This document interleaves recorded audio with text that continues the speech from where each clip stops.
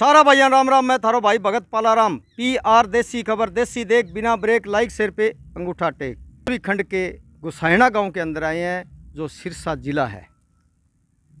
हमारा आना को मोटो मोटो कारण क्या है कि पूरा सरपंची पद पे जो रवि मास्टर जी अभी खड़े हैं, बिल्कुल गरीब परिवार से है। और वहाँ से आप सारी बात करांगा भी गांव का जो जितना भी कार्य है, बाकी भी के कहना चाहोगा, के कराओगा, के ना कराओगा। इनसे पहला आपनो जो ये चैनल है इन्हें लाइक करियो, शेयर करियो, सब्सक्राइब करियो और कमेंट बॉक्स के अंदर लिखकर ज़रूर बताना है कि भी थे मान लो कि एक सरपंच जो अहम सवाल जवाब होगा भी के ना कहे। तो सारा बात करांगा आप बैठ के। राम राम जी।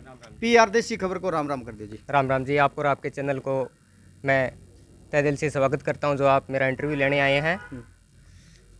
सरपंच साहब जी, ऐसे है देखो, हम चल के आपके पास आए हैं कि युवा बच्चा बिल्कुल खड़ा हुआ है, पढ़ा लिखा शिक्षित बच्चा है और गांव का अच्छा कार्य कराओगे और गांव का इकट्ठा होके बांगा माड़ा गाली है। तो क्या कहना चाहोगे जी बारे में, गांव को क्या कार्य कराओगे? देखो जी, सबसे पहले तो गांव के अंदर मान लो काम की बात है तो सबसे पहले मान लो जो शिक्षा है, शिक्षा का सुधरना बहुत ज़रूरी है गांव के अंदर। जब तक हमारी जो मान लो पीढ़ी चल रही है जी, वो शिक्षित नहीं होगी तो क्या है कि गांव का विकास है वो हम सोच भी नहीं सकते उसके बारे में। तो दूसरी बात है कि शिक्षा का मान लो मेरे गांव की बात है तो जैसे मैंने बच्चों का हाल देखा है तो वो बिल्कुल डाउन स्थिति है उन बच्चों की, क्योंकि मैं खुद हूँ वो एक मान लो टीचर की लाइन है मेरी। और गांव के अंदर मैंने जैसे एक अपनी तरफ से एक एकेडमी भी खोल रखी है जहाँ पर बच्चे ट्यूशन के लिए आते हैं। तो लगभग उन मान लो जो बच्चे आते हैं, जितने भी 40 या 45 बच्चे हैं मेरे पास, तो उनका लेवल बिल्कुल डाउन है। तो मान लो मेरा रुझान यही रहेगा कि ज़्यादा से ज़्यादा बच्चों की पढ़ाई की तरफ ध्यान दिया जाए। और उनको क्या है कि गांव में जैसे मैंने देखा है, स्कूल के अंदर पूछा भी है, जैसे आज मैं स्कूल के अंदर गया था तो उन्होंने यही कहा कि सर हमारे पास क्या है कि भाई टीचरों की बहुत ज़्यादा कमी है। तो वहाँ पर क्या है कि सबसे पहले तो मैं टीचर उपलब्ध करवाऊँगा। दूसरी बात ये है जी कि जो ढाणियों से बच्चे आते हैं उनको क्या है आने जाने में बहुत ज़्यादा दिक्कत होती है, क्योंकि पैदल आएंगे, पैदल जाएंगे, 3 या 3.5 किलोमीटर लगभग ढाणियाँ पड़ती है हमारे स्कूल से। तो बहुत ज़्यादा टाइम बर्बाद होता है उनका। तो क्या है कि उनके लिए मैं यही चाहूँगा कि एक वैन की सुविधा की जाए ताकि उनको क्या है आने जाने में किसी प्रकार की दिक्कत ना हो।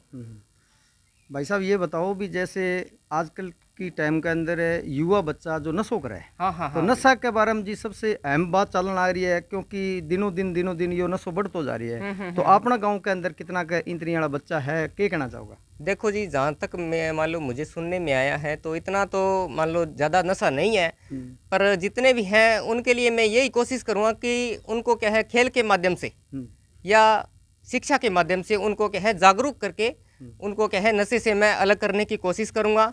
और क्या है कि मान लो बाद में भी कोई बात नहीं बनती है तो क्या है एक गांव के अंदर अभियान चलाया जाएगा। उन अभियान के अंदर क्या है उसके अंदर मान लो हमारे गांव में एक कमेटी है बनाई जाएगी अलग से युवाओं की, और वो युवा क्या है कि एक एक मान लो जो नशेड़ी हैं उनको क्या है जागरूक किया जाएगा। और जो नशा छोड़ने की मान लो वही करेगा कि मैं आज से नशा मैंने छोड़ दिया, उनको क्या है कि जैसे अपने स्कूल में 26 जनवरी का प्रोग्राम है, 15 अगस्त है, तो क्या है उनके माध्यम से उनको सम्मानित भी किया जाएगा, जिससे क्या है उनको भी क्या है आगे से आगे हिम्मत मिले कि हाँ भाई हम भी नशा छोड़ के एक अच्छे रास्ते पे आएंगे। वाह जी वाह।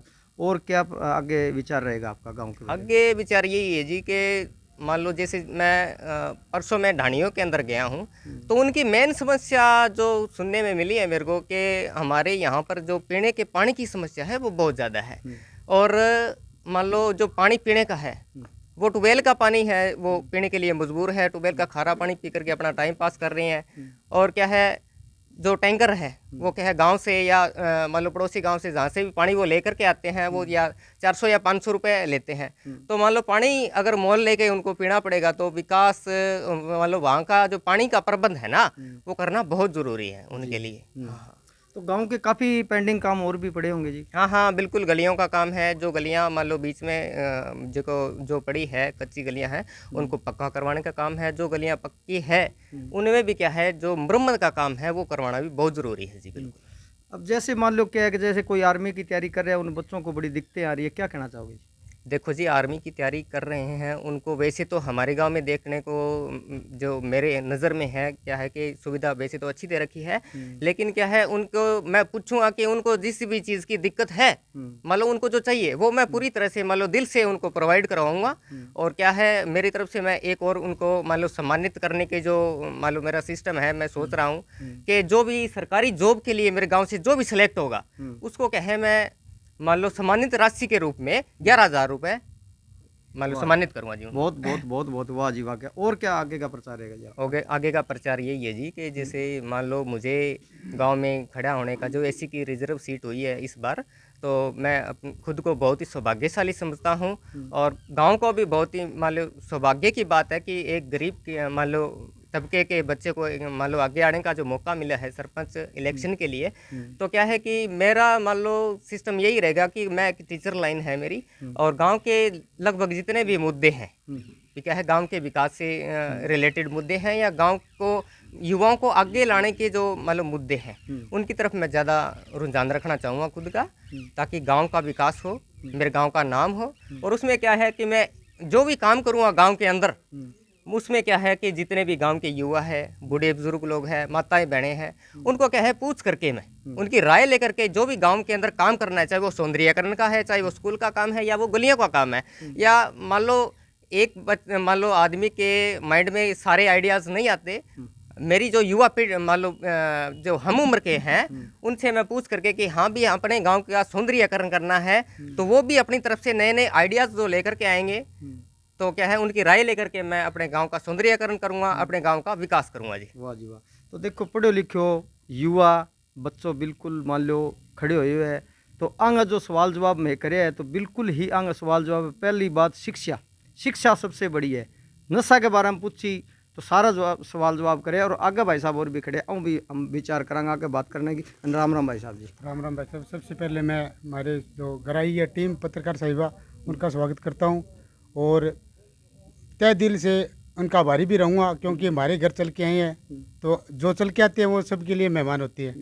दूसरी बात ये है, मैं इस गांव का मान लो एक गरीब परिवार का लड़का हूँ और ये मेरे जो छोटे भाई है रवि होटला जी, इनको आज रिजर्वेशन सीट की वजह से चुनाव लड़ने का मौका मिला है सरपंच पद के उम्मीदवार के लिए। तो हमारे गांव का और हमारे परिवार का इसके साथ पूर्ण सहयोग है और मैं कोशिश यही करूंगा और मुझे भी पूर्ण विश्वास है कि मेरा भाई छोटा भाई मेरे कहने से अलग नहीं जाएगा। जो बातें इसने की है वो हम रल मिल के इकट्ठे रह के, अगर गांव हमारे को चुनता है सर्वसम्मति या चुनाव के किसी माध्यम से, तो जो भाई ने जो वादे किए हैं आपके सामने, आपके साथ बात हुई है, उन वादों को मैं पूरी मेहनत और दिल जान लगा के उनको पूरा करवाऊंगा। और जो भी अधूरे काम गांव के विकास के रह रहे हैं, कोई गलियां हैं, कोई सड़कें हैं, किसी का पानी का काम है, किसी का कोई और साइड में जैसे गरीबों के लिए किसी का मकान की दिक्कत है, किसी को कोई मान लो जैसे गांव के अंदर आजकल एक नशे का प्रकोप बहुत ज़्यादा बढ़ रहा है जी।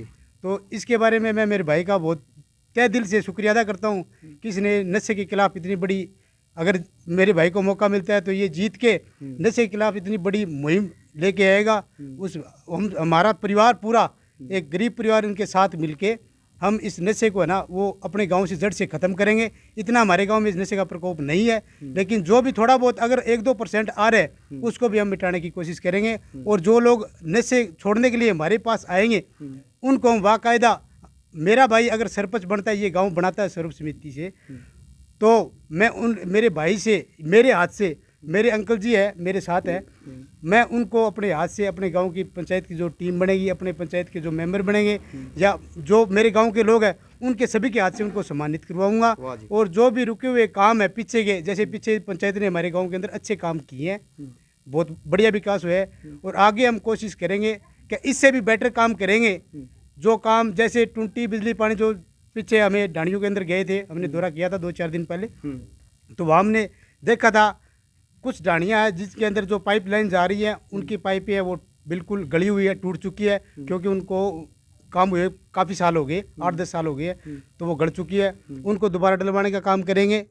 और गाँव का हर व्यक्ति का जो भी साझा काम होगा, जो हमारे लायक होगा, हम अपनी सीमा में रह के कर सकते हैं, वो काम हम इकट्ठे होके सारे एक कमेटी बना के वो काम करवाने की कोशिश करेंगे।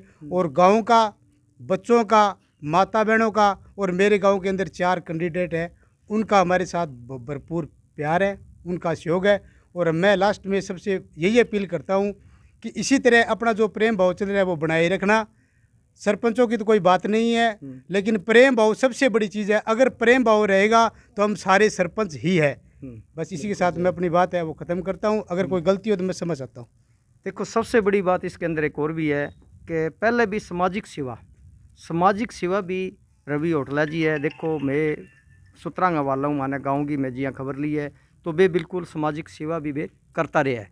तो सामाजिक सेवा के अंदर जिया बच्चा ने पढ़ानो, गरीबां को जिया बच्चों है बिना घर से लेके आनो, बिना पढ़ानो, काफ़ी ये भी योगदान शिक्षा के बारे में बहुत बड़ो रहे है। तो इनमें थोड़ी सी बात और भी करना चाहूँगा। और माने इन बात की बहुत ज़्यादा खुशी है भी एक मान लो गरीब परिवार को जो बच्चों है वो ना पढ़ने लग रहे हैं, बिना ताड़गे पढ़ानो या बिना किया मान लो आपकी लाइन में, शिक्षा लाइन में ले आनो, बहुत ही ये बड़ी बात है। हाँ जी मास्टर। हाँ जी बिल्कुल।